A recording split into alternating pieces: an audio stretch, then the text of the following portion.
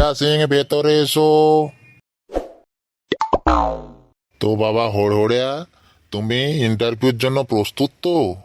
হ্যাঁ, আমি তো প্রস্তুত, কিন্তু একটু ভয়ও লাগছে। তো বলো তো, পড়াশোনা আর প্রেমের মধ্যে পার্থক্য কি? স্যার, প্রেমে ফেল করলে পাস করা যায়, কিন্তু পড়াশোনায় ফেল করলে পাস করা যায় না। আচ্ছা আচ্ছা, বেশ বেশ।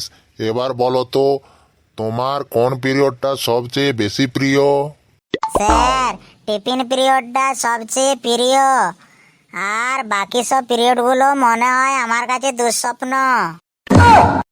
আচ্ছা, এবার বলো তো, তোমার কাছে স্কুলে আসার সবচেয়ে প্রেরণা কোনটি? স্যার, ক্লাসে ঘুমানোর লাইসেন্স, আর মাঝে মাঝে সুন্দরী ম্যাডামরা যদি ক্লাস নেয় তাহলে তো পুরো দিনটাই স্বর্গ। আচ্ছা, তুমি বড় হয়ে কি হতে চাও? স্যার, আমি বড় হয়ে ইউটিউবার হতে চাই, যাতে আমার মতো ছেলেদের জন্য মজার মজার ভিডিও বানাতে পারি। ঠিক আছে, এবার তোকে আমি একটা সিরিয়াস প্রশ্ন করছি, তুই ঠিকঠাক ভাবে উত্তর দিবি কিন্তু। তোর স্বপ্ন কি? স্যার, আমি প্রতিদিন রাতে ঘুমানোর সময় স্বপ্ন দেখি যে আমি পরীক্ষার হলে প্রশ্ন ফাঁস করছি আর পাস করে মিষ্টি খাচ্ছি। হতচ্ছাড়া, তুই একটা প্রশ্নেরও ঠিকঠাক করে উত্তর দিতে পারছিস না।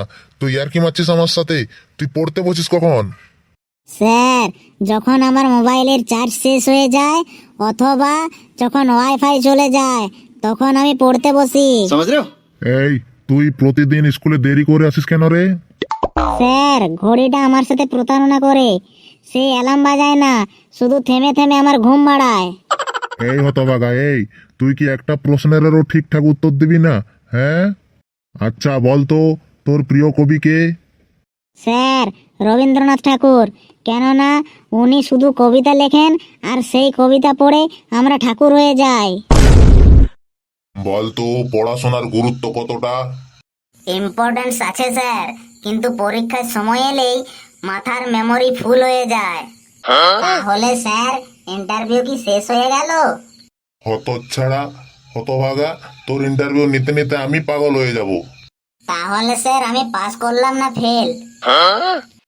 হতচ্ছাড়া, তুই ভাবলি কি করে যে তুই পাস করবি আর তোকে আমি পাস করাবো? সব উল্টো পাল্টা প্রশ্নের উত্তর দিয়েছিস।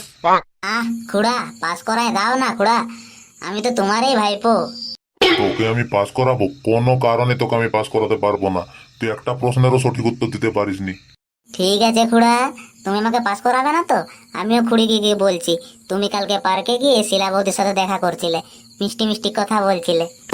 আরে বাপ না, ওরকম করিস না বাপ।